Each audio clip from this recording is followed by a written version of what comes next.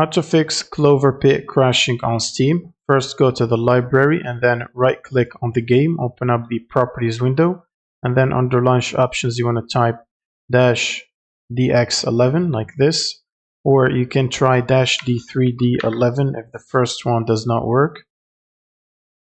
Next, you will need to click on the installed files directory right here and then click on verify integrity of game files button and wait for this process to finish checking the game files. Now, once this is done, you can close out of this window and then click on the Steam button on the top left, go to settings, and from here try to disable the Steam overlay by going to the in-game section and then turn off enable the Steam overlay while in game.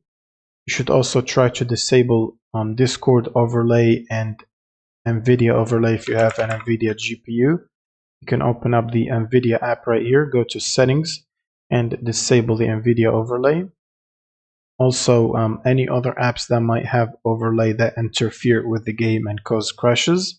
Next, you'll need to go to the drivers if you have a NVIDIA GPU and then check for the latest game ready driver and make sure to download and install it. Now, once you install the latest driver, you should restart your system by clicking on the restart button right here. And before launching the game after the restart, you should run Steam as administrator by searching for Steam and then right click on it and click on run as admin.